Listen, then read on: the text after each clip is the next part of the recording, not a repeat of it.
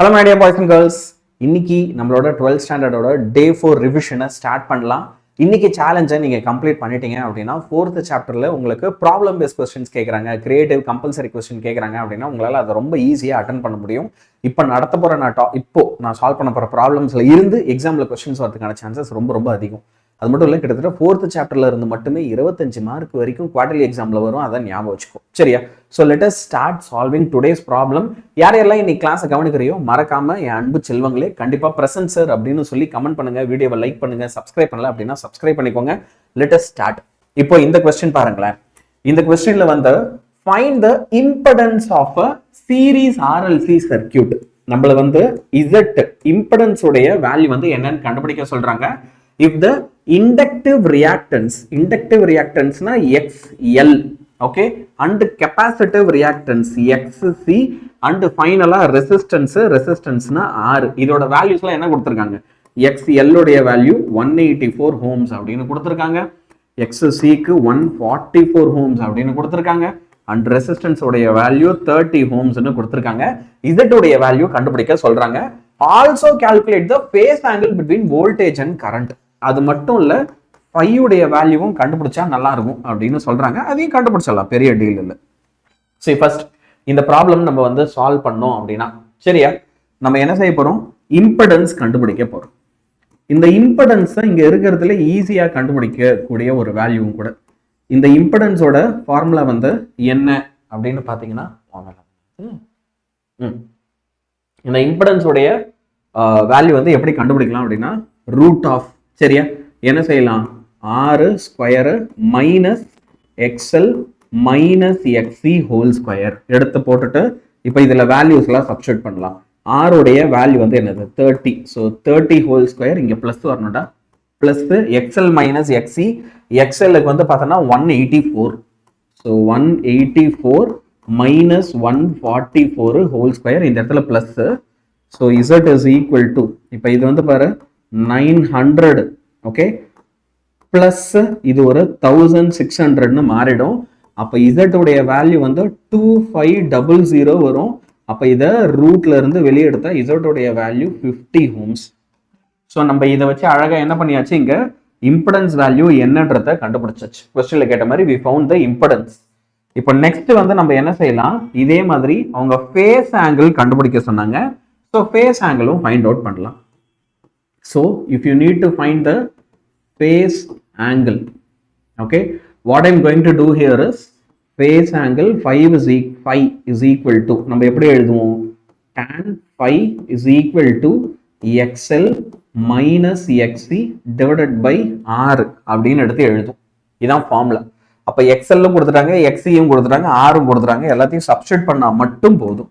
So XL வந்து 184 minus 144 divided by ஒரு 30. So அப்போ 40 divided by 30 வரும், டிவைட் பண்ணா 1.33 வரும்.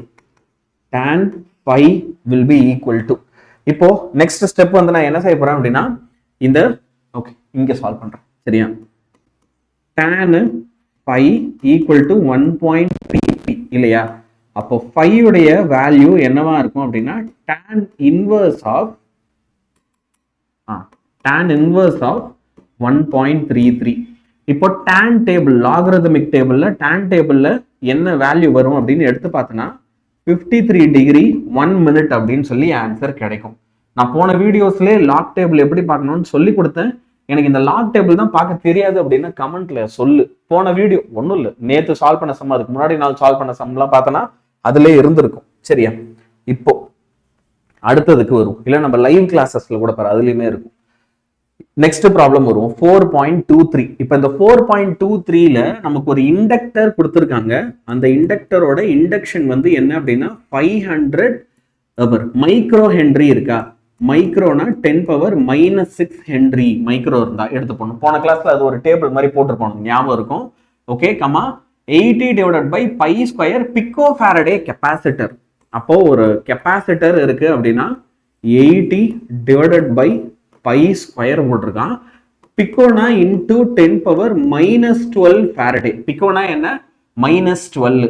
அண்ட் ரெசிஸ்டர் வேல்யூ கொடுத்துருக்காங்கன்னு நினைக்கிறேன். ஆமா, ரெசிஸ்டர் வந்து 628 ஓம் அப்படின்னு கொடுத்துருக்காங்க.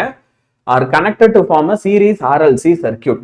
Calculate the resonant frequency. நம்மள क्वेश्चनல வந்து என்ன கண்டுபிடிக்க சொல்றாங்க? Omega R resonant frequency value கண்டுபிடி and Q factor of this circuit.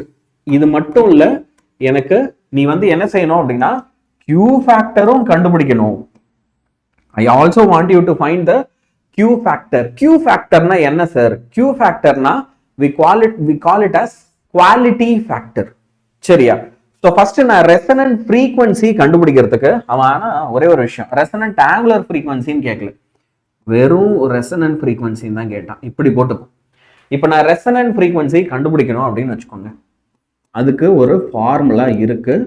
அந்த ஃபார்முலாவை இப்போ நான் உங்களுக்கு இங்க என்ன செய்யறேன், எழுதி போடுறேன். சரியா? So this resonant frequency, okay, omega பழக்கதோஷம் வேற ஒன்றும் இல்லை, FR is equal to. சரியா? இப்போ இதோட ஃபார்முலா நான் எப்படி எடுத்து எழுதணும் அப்படின்னா 1/2π √L into C. இதுதான் ஃபார்முலா. இந்த ஃபார்முலால இப்போ நான் என்ன செய்யணும்னா வேல்யூஸ்லாம் சப்ஸ்டிட்யூட் பண்ணணும். அப்போ எப்படி சப்ஸ்டிட்யூட் பண்ணலாம்? இங்கே வரும் resonant frequency FR is equal to 1/2π. Okay, இப்போ என்ன செய்யறேன், ரூட் ஆஃப் ஃபர்ஸ்ட் L உடைய வேல்யூ என்ன, 500 into 10 power minus 6. அப்போ 500 into 10 power minus 6 into next வந்து பார்த்தனா C உடைய value 80 divided by pi square into 10 power minus 12. So 80 divided by pi square into 10 power minus 12. பிக்கோனா minus 12 டா, அது மறந்துடாத, ஞாபகம் வச்சுக்கோ. இப்போ பாரு, இதுல அடுத்த ஸ்டெப் என்ன வரும் அப்படின்ட்டு, இந்த பை ஸ்கொயர் இருக்குல்ல, ஓகே, இந்த பை ஸ்கொயரை நான் ரூட்டை விட்டு வெளியே எடுக்கிறேன். அப்போ FR is equal to 1/2π divided by பைன்னு ஆயிடும். பை நான் கேன்சல் பண்ணிக்கலாம். சரியா? இப்போ நெக்ஸ்ட் வந்து பார்த்தனா இது ஒரு ப்ராப்பர் ஸ்ட்ரெயிட் லைனா போட்டுறேன். இப்போ நெக்ஸ்ட் வந்து பார்த்தனா இங்க எனக்கு 500 இருக்கு, 80 இருக்கு. 5 8 சார் வந்து என்னது, 40. அப்போ ரூட் ஆஃப், சரியா, 4 0, அப்புறம் அதுல ஒரு 2 0, இதுல ஒரு 3 0 இன்டு 10 power minus 18 கிடைக்கும். Okay, so 40,000 into 10 power minus 18 சொல்லி ஒரு வேல்யூ கிடைக்கும். பை இங்க கேன்சல் ஆயிடுச்சு. இப்போ அடுத்த டேர்ம்ஸ் எல்லாம் என்னென்ன அழகா எடுத்து எழுதி போடுவோமா. 1/2 ஃப்ரீக்வன்சி ஈக்குவல் டு 1/2. இப்போ இங்க 40 இருக்குல்ல, 40 வந்து நான் காமனா வெளியே 4 பேசிக்கா 40,000 இருக்குன்னா, இப்போ அதை வந்து நான் என்ன செய்யறேன், இங்க ரூட்டா வெளியே எடுத்துறேன். அதே மாதிரி இங்க 10 power minus 9 இருக்கா, minus 18 இருக்கா, இதை minus 9 வெளியே எடுத்துறேன். சரியா? ஸோ இங்க ஒரு 4 0, 4 into 10 power 4 2 into 10 power 2ன்னு எடுத்துக்கலாம். So into 2 into 10 power 2 into 10 power minus 9. Okay, 10 power இது என்னன்னு மாறிடும், -9. 10 power -9 இருக்கிறத நான் வந்து என்ன செய்யறேன், +9 மேல எடுத்துட்டு போயிடுறேன். இது -7 மாத்திப்போம். FR is equal to 1/4 into 10 power. இப்போ இது வந்து எனக்கு என்ன ஆயிடும் அப்படின்னா +7 மாறிடும். ஸோ +7 ஈஸியா எப்படி ஆனியன் சார் நான் டக்குன்னு சால்வ் பண்றது நான் சொல்றேன். நான் ஒரு ஐடியா சொல்றேன். இப்போ நான் இதை வந்து என்ன செய்ய போறேன் அப்படின்னா 1000 பிரிச்சுக்கிறேன். ஸோ தட் அப்ப இது என்ன ஆயிடும் அப்படின்னா 1000, ஓகே, 1000 10,000 பிரிச்சுக்கும். இங்க பாரு, 10 power 4 into 10 power 3 divided by 4. ஏன் யானியன் சார் இப்படி பிரிக்கிறீங்க? ஏன்னா 10 power 4ன்னு பிரிச்சா, ஓகே, அப்ப அது 10,000 மாறிடும். ஸோ 10,000 divided by 4 அப்புறம் இன்ட்டு ஒரு 10 power 3. அப்ப இது என்ன ஆயிடும், 2500 ஆயிடும். ஸோ ஃப்ரீக்வன்சி வந்து எனக்கு என்ன ஆயிடும், 2500 இன்டூ 10 power 3 ஹெர்ட்ஸ் அப்படின்னு சொல்லி ஃப்ரீக்வன்சி கிடைக்கும். சரியா? இப்போ 10 power 3 இருக்குன்னா நான் வந்து அதை என்ன பண்ணலாம், கிலோன்னு மாத்திக்கலாம். அப்போ ஃப்ரீக்வன்சியை ஃபைனலா 2500 கிலோ ஹெர்ட்ஸ் அப்படின்னு சொல்லி எடுத்து எழுதலாம். சரியா? So that's it. கொஸ்டின்ல கேட்ட ஃப்ரீக்வன்சியை நம்ம கண்டுபிடிச்சாச்சு. இது வெறும் ஃப்ரீக்வன்சி மட்டும்தான். இப்போ ஃப்ரீக்வன்சி இல்லாம நம்மள என்ன கேட்டாங்க? ஃப்ரீக்வன்சி இல்லாம குவாலிட்டி ஃபேக்டரையும் கண்டுபிடிங்க அப்படின்னாங்க. தே asked us to find the quality factor also. அப்ப அந்த குவாலிட்டி ஃபேக்டருக்கும் நம்ம வந்து என்ன செய்ய வேண்டியிருக்கும்? சம் போட வேண்டியிருக்கும். இப்போ யானியன் சார், நாளைக்கு நான் எக்ஸாம் போறேன்னா எனக்கு இந்த மாதிரி இவ்வளவு பெருசுக்கா சம் கேட்பாங்க, நான் என்ன சொல்றது பாரு, உன்னை ஃப்ரீக்வன்சி மட்டும் கண்டுபிடிக்க சொல்லி கேட்கலாம், அப்படி இல்லைன்னா குவாலிட்டி ஃபேக்டரை மட்டும் கண்டுபிடிக்க சொல்லி கேட்கலாம். ஏதாவது ஒன்னதான் செய்ய சொல்லுவாங்க. எக்ஸாம்ல ரெண்டுத்தையும் செய்ய சொல்ல மாட்டாங்க. அதனால ரொம்ப பயப்படாது, சரியா? சோ இப்ப பாரு, நம்ம குவாலிட்டி ஃபேக்டரோட ஃபார்முலாவை எடுத்து எழுதும்.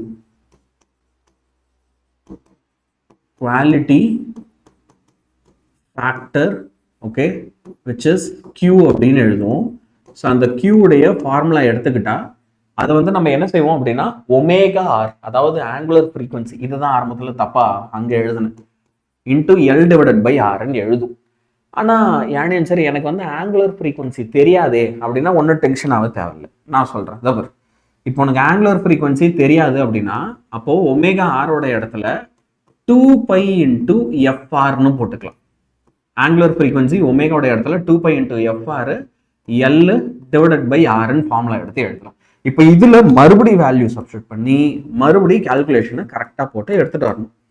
அப்போ 2 இன்டூ பையோட இடத்துல 3.14 இன்டூ ஆங்குலர் ஃப்ரீக்வன்சி நம்ம 2500 இன்டூ 10⁻³ ஹெர்ட்ஸ், அதாவது கிலோவில் கண்டுபிடிச்சோம், இன்டூ எல்லுடைய வேல்யூ வந்து என்ன கொடுத்தாங்க? எல்லுடைய வேல்யூ 500 இன்டூ 10⁻6, அப்புறம் வந்து சியோட வேல்யூ 80 டிவைடட் பை π². ஸோ இங்கே என்ன செய்யலாம்? 500 இன்டூ, ஓகே, அந்த வேல்யூவை கரெக்டாக சப்ஸ்டிட் பண்ணிடு, -6. இப்போ இது அப்படியே let us divide, divided by நம்ம வந்து என்ன செய்யணும்?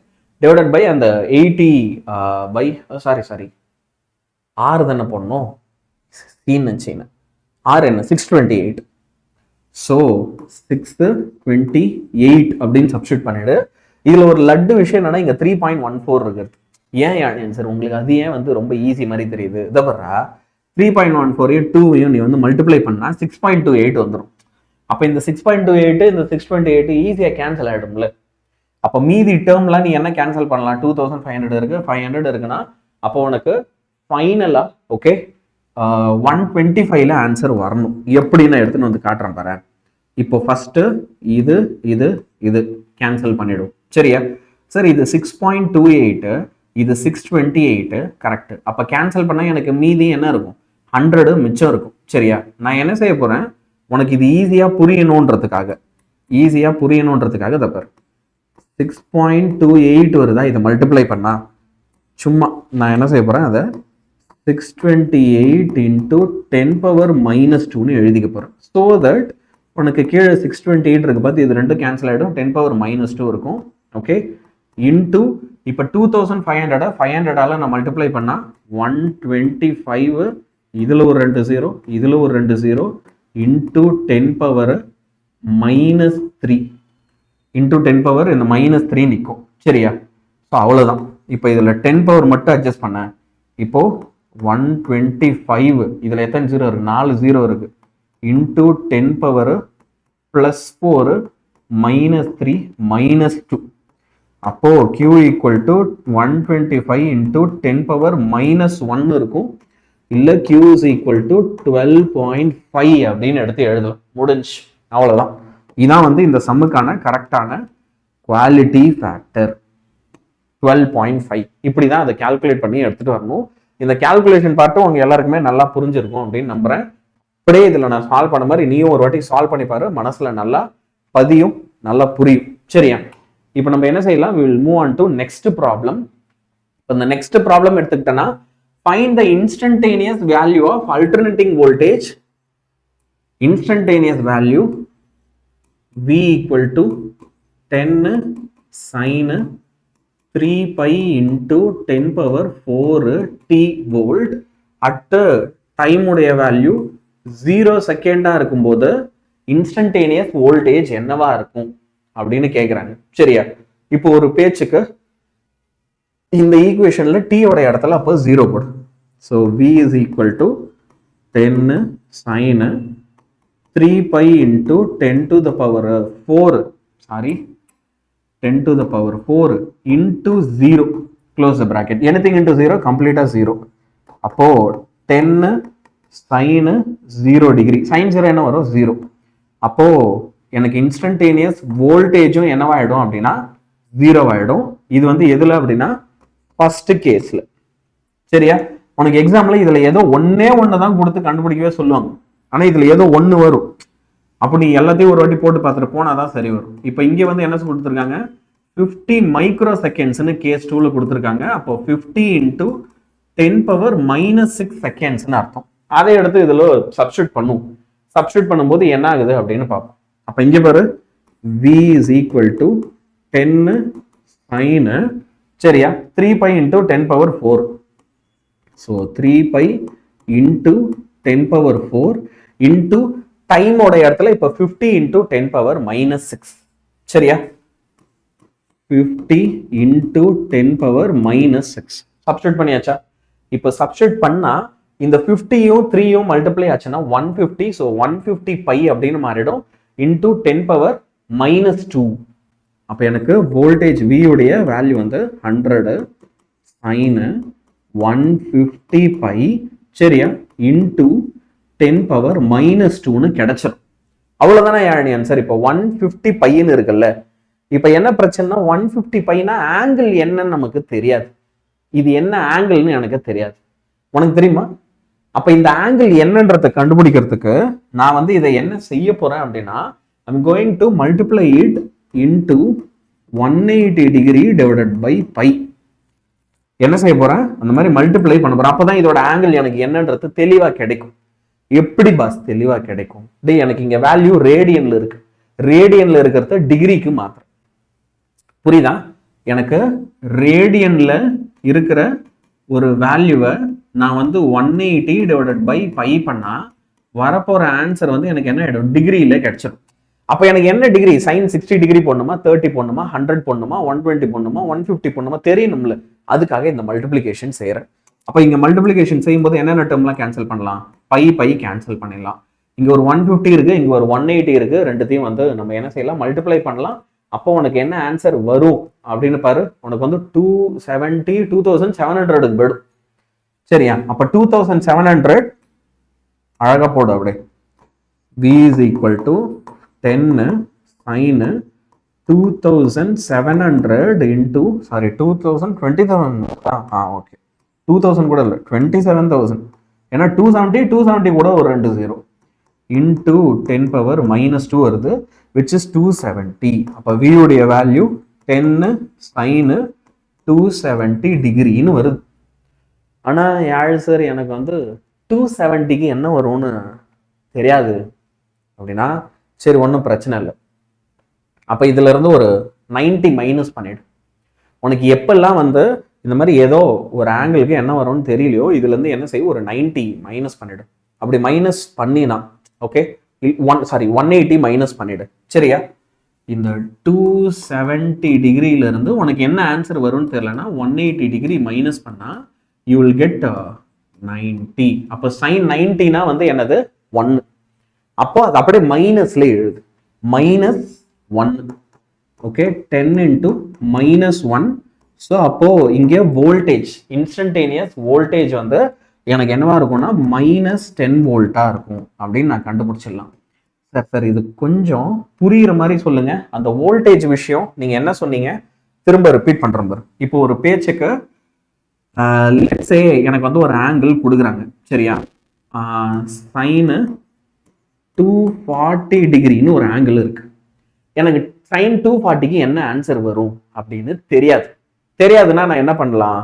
அப்போ ஃபர்ஸ்ட் விஷயம் 240 டிகிரியில இருந்து 180 டிகிரியை மைனஸ் பண்ணலாம். மைனஸ் பண்ணா என்ன ஆன்சர் வரும்? மைனஸ் பண்ணா 60 டிகிரி வரும். அப்ப நான் என்ன யோசிக்கணும்னா sin 60 டிகிரிக்கு என்ன ஆன்சர் வரும்? √3/2 வரும். அப்ப 240க்கு என்ன ஆன்சர் வரணும்னா அதே மைனஸ்ல √3/2ன்னு வரணும். புரியுதா? அவ்வளவுதான் ட்ரிக்கு. இப்போ ஒரு பேச்சுக்கு யான் ஆன்சர். அப்போ sin 210 டிகிரி இருக்கு. இதுக்கு என்ன யான் ஆன்சர் வரும்? இப்போ உங்க லாஜிக் படி போனா அப்ப நான் 210ல இருந்து என்ன செய்யணும்? 180 டிகிரி மைனஸ் பண்ணணும். மைனஸ் பண்ணால் என்ன வரும் 30. அப்போ sin 30னா என்ன வரும் 1/2. அப்போ இதுக்கு -1/2 வருமா ஆன்சர்? எக்ஸாக்ட்லி அவ்வளோதான். ஈஸியா சிம்பிளா சால்வ் பண்ணலாமா நம்ம? இப்படி தாண்டா கரெக்டா சால்வ் பண்ணோம், தெரியலனா கூட. இப்போ இதை சால்வ் பண்ண கத்துக்கிட்டேன் அப்படின்னா ஓகே.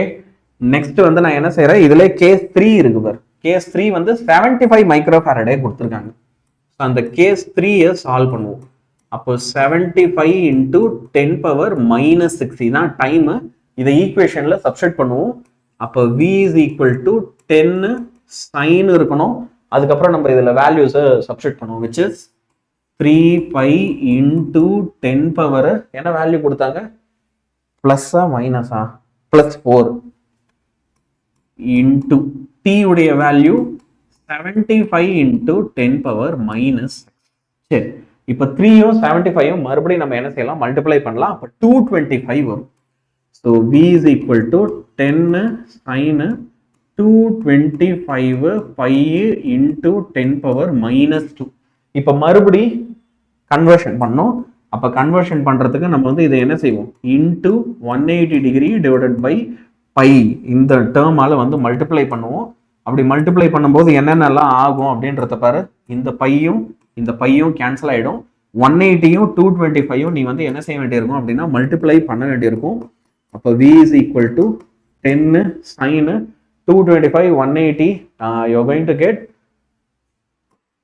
40500 into 10⁻⁻2. இந்த மாதிரி ஒரு பெரிய நம்பர் கிடைக்கும். இப்போ இதுல v is equal to 10 sin 405 degree அப்படின்னு வேல்யூ கிடைக்கும். என்ன கிடைக்க போகுது, 405. இப்போ 405நாலும் sin 45நாலும் அகைன் ஒன்று தான். சரியா? இப்போ ஏன் ஆன்சர் இந்த பெருசுக்கு வருது இல்ல. இப்போ நான் என்ன பண்ணட்டும், இப்போ 405 வருது அப்படின்னா அதுல இருந்து 360 டிகிரியை மைனஸ் பண்ணு. 360 மைனஸ் பண்ணா என்ன வரும், 45 டிகிரி வரும். அதனாலதான் நான் sin 45ன்னு சொல்றேன். அப்ப v is equal to 10 sin 45 degree. இப்ப sin 45க்கு நம்ம வந்து என்ன செய்வோம், 1/√2 போடுவோம். அப்ப v equal to 10 into 1/√2. அப்ப 10/√2 நம்ம வந்து என்ன செய்யலாம், 7.07. ஏன்னா 1/√2க்கு 0.707 எழுதுவியா, அப்போ 7.07 வோல்ட் அப்படின்னு சொல்லி ஆன்சர் எடுத்து எழுதணும். அவ்வளவுதான், முடிஞ்சு. இந்த சம்மும் கம்ப்ளீட்டட். வா, கொஞ்சம் பெரிய பெரிய சம்மா இருக்கிற மாதிரி இல்லையா ஆன்சர் அப்படின்னா இருக்குதான். என்ன பண்றது, ஆனா சால்வ் பண்ண கத்துக்கணுமே. இந்த மாதிரி சம்ஸ் எல்லாம் உனக்கு எக்ஸாம்ல வரும். ஆனா இதுல ஏதோ ஒரு பார்ட்டை மட்டும் ஃபுல்லா கேட்க மாட்டாங்க. இதுல ஏதோ ஒரு பார்ட்டை மட்டுமாவது கண்டிப்பா கேட்பாங்க. அப்ப அதுக்கெல்லாம் நமக்கு சால்வ் பண்ண தெரியணும். இது இன்னைக்கு லாஸ்ட் சம். ஐ திங்க் இன்னைக்கு 4 தான் போடுறேன்னு நினைக்கிறேன். அதுக்கு மேல போடல. கொஞ்சம் பெரிய பெரிய சம்மா இருக்கிறதுனால கவனமா நீ எனக்கு போட்டு பாரு. இன்னைக்கு the current in an inductive circuit okay is given by என்ன பண்ணிருக்காங்க, 0.3 அப்புறம் sin 200t minus 40 degree okay ஆம்பேர்ல கொடுத்திருக்காங்க கரண்ட் உடைய value. Write the equation for voltage across the inductance. Is inductance உடைய வேல்யூ வந்து நமக்கு 40 மில்லி ஹென்றி which is அப்போ 40 into 10⁻³ ஹென்றி கொடுத்துட்டு வோல்டேஜ் அக்ராஸ் த இண்டக்டன்ஸ் வந்து என்னவா இருக்கும், v உடைய வேல்யூ வந்து என்னவா இருக்கும் அப்படின்னு கேட்குறாங்க. சரியா? ஸோ இதை நீ யோசிக்கும் போது என்ன நினைப்ப, இது என்ன ஈஸி தானே இது அப்படின்னு நினைப்ப. இதில் ஒரு சில பிரச்சனை இருக்கு. நான் என்ன பிரச்சனைன்னு சொல்றேன். இப்போ v is equal to peak voltage Vm into அதுக்கப்புறம் வந்து நான் சைனு ஒமேகா டி. இது வோல்டேஜ் இல்லையா, அது மட்டும் இல்லாமல் இது ஒரு இண்டக்டிவ் சர்க்கியூட். ஒரு இண்டக்டிவ் சர்க்கியூட்ல வோல்டேஜ் வந்து என்ன ஆகும், லீட் ஆகும். அப்போ பிளஸ் π/2 இதுதான் ஃபார்முலா. வோல்டேஜ் வந்து இண்டக்டிவ் சர்க்கியூட்ல லீட் ஆகும் அப்படின்றதுனால. அப்ப இந்த ஃபார்முலால நான் ஒரு சில வேல்யூஸை கரெக்டா சப்ஸ்டிட்யூட் பண்ணுவேன். ஒரு பேச்சுக்கு ஒமேகா வேல்யூ என்னன்னு எனக்கு தெரியாது. உனக்கு தெரியுமா? எனக்கு தெரியாது. அப்போ ஒமேகா வேல்யூவை எப்படி சப்ஸ்டிட்யூட் பண்றது அப்படின்றத பார்க்கலாம். ஸோ இங்க பாரு, ஒமேகா ஓகே, இதை நான் கண்டுபிடிக்கணும் அப்படின்னா ஃபர்ஸ்ட் வந்து எனக்கு என்ன தெரியணும், இண்டக்டிவ் ரியாக்டன்ஸ் வேல்யூ வந்து என்ன அப்படின்னு தெரியணும். சரியா? என்னது படுத்தும் ஒழுங்க சத்தம் படாத.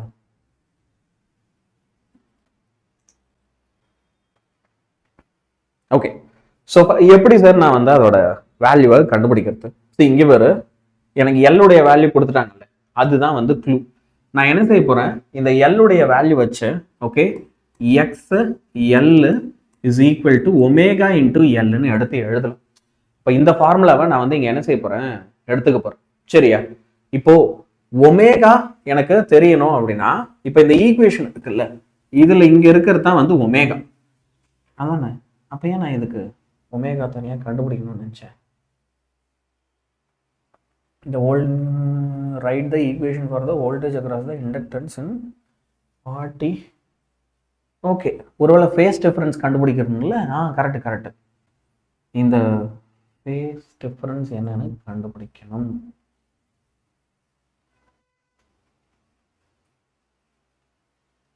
ஒரே ஒரு நிமிஷம்டா பசங்களா.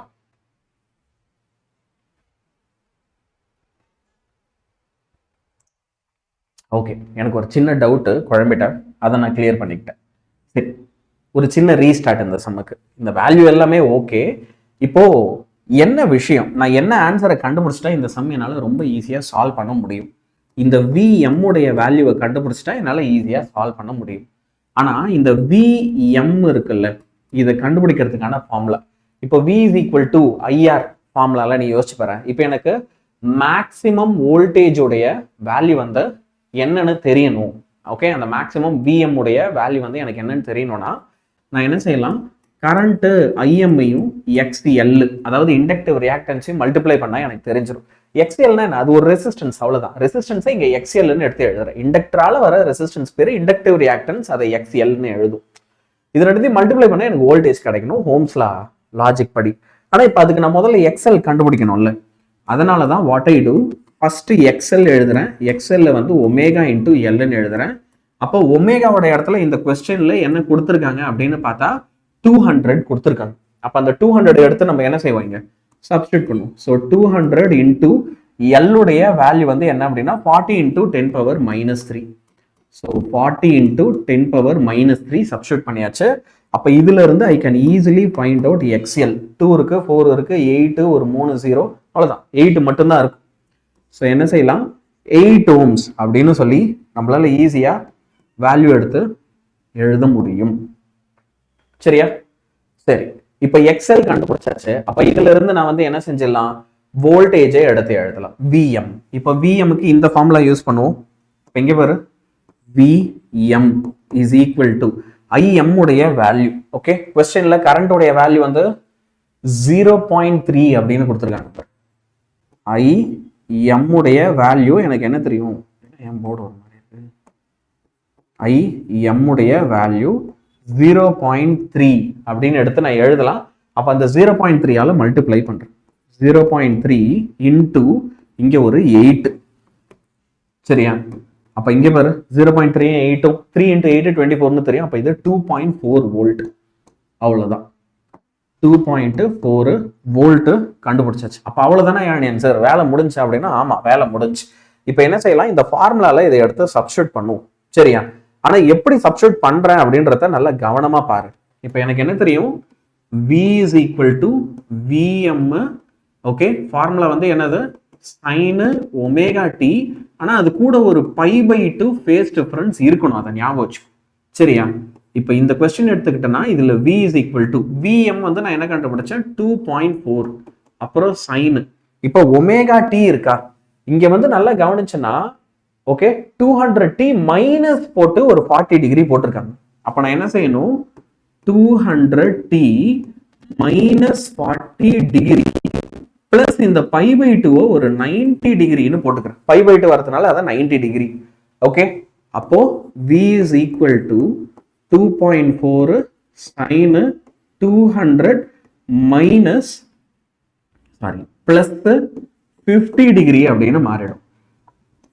அப்ப அதுதான் இங்க ஆக்சுவல் வோல்டேஜ் உடைய வேல்யூ. சரியா?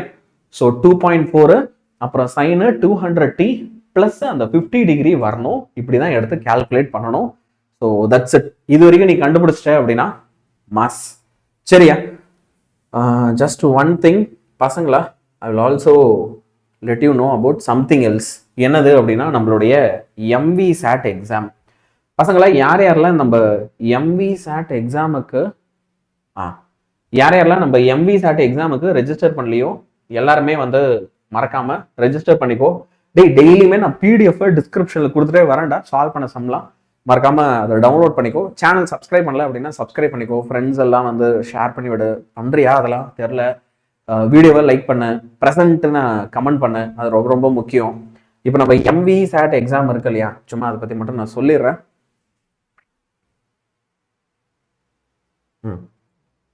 11th சேர்த்தேன், உங்களுக்கு சேர்க்க மறந்துட்டேன். எஸ்.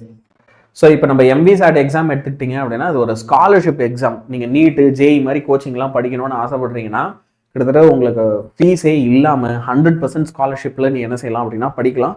அது மட்டும் இல்லை, இதில் நல்லதாக ரேங்க் எடுக்கிற அப்படின்னா அப்போ அந்த ரேங்க் எடுக்கிற எல்லா ஸ்டூடெண்ட்ஸ்க்குமே வந்து பார்த்தோன்னா சிங்கப்பூர் கூப்பிட்டு போகிறாங்க ஒரு டூருக்கு. வேதாந்தோலேருந்து இப்போ இல்லை, படிச்சலாம், நீ 12th முடிச்சிரு, அதுக்கப்புறமா தான் நினைக்கிறேன். லேப்டாப்பு, ஹெட்ஃபோனு, ஸ்மார்ட் வாட்ச்சு, இந்த மாதிரி நிறைய கேஜெட்ஸ் எல்லாம் ப்ரைஸ் இருக்குது. நல்ல ஒரு இன்ட்ரெஸ்டிங்கான ஒரு விஷயம். இன்னொன்று, இது ஒரு all India level exam. So உனக்கு இதில் அந்த பேப்பர் கொடுக்கும்போதே அந்த பேப்பரில் ஒரு ப்ராப்பர் அனாலிசிஸ் இருக்கும். ஒன்றும் இல்லை, அதில் அந்த பேப்பர் நீ எழுதுறது வச்சு என்னென்னலாம் டீட்டெயில் சொல்லுவாங்க அப்படின்னா நீ என்ன மாதிரி ஒரு ஸ்டூடெண்ட், உன்னால் கண்ணால் பார்த்தாலே நல்லா படிக்க முடியுமா, காதால் கேட்டால் தான் நல்லா படிக்க முடியுமா. ஏன்னா ஒரு சில பேருக்கு காதில் சொல்லினே இருங்க எனக்கு சார், அப்போ தான் எனக்கு படிக்க வரும் அப்படின்ற ஸ்டூடெண்ட்ஸ் இருக்காங்க. அந்த மாதிரி நீ எப்படி படிக்க முடியும், மல்டிபிள் ரிவிஷன்ஸ் தேவையா, அதெல்லாம் கூட உனக்கு ரிசர்ச் பண்ணி அனலைஸ் பண்ணி இந்த டெஸ்ட் ஒன்று எழுதுனா அதுலேருந்து சொல்லுவாங்க. Free exam, it's completely free exam. சரியா? So give it. ஓகே, இதை எழுதி பாரு, உனக்கு செம்ம யூஸ்ஃபுல்லாக இருக்கும். So my dear boys and girls, good bye. நாளைக்கு பார்க்கலாம். Subscribe the channel.